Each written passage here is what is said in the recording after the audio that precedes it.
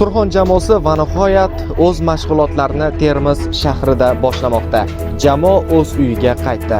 16-mart sanasida Surxon jamoasi Superliganing navbatdagi 2-tur doirasida Xorazm jamoasiga qarshi bahs olib boradi.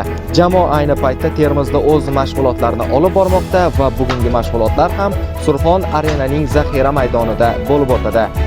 Ushbu mashg'ulotdan tayyorlangan video reportajni e'tiboringizga havola etamiz.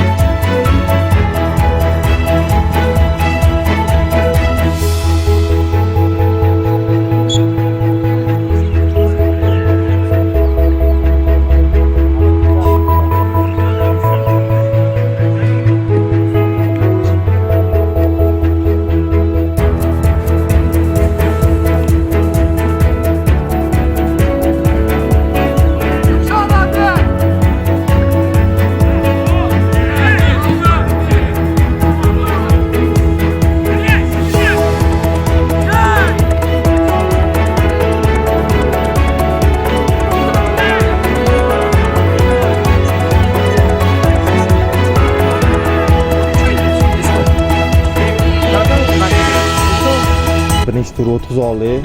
Endi yomon natija bo'lgan bo'lsa ham shundan xulosa chiqarib, yaxshi kayfiyatda ikkinchi turga tayyorgarlik ko'ramiz. Mana Termiz shahriga kelib oldik. Stadionlar yaxshi, muxlislar yaxshi kutib oldi.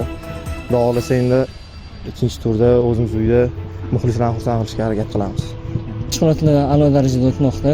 Xorazm bilan o'yinga tayyorlanmoqmiz. Jamoaning kayfiyati a'lo darajada. Xudo xolasa yaxshi o'ynab, muxlislarimizni xursand qilishga harakat qilamiz. O'yindan keyin murabbiylar bilan birgalikda o'yinchilar o'yinni tahlil qilib, xatolar ustida ishlab, xudo xolasa keyingi o'yinda xatolarni qilmasdan yaxshi natija qayd etishga harakat qilamiz. Shuning ustida ishlayapmiz.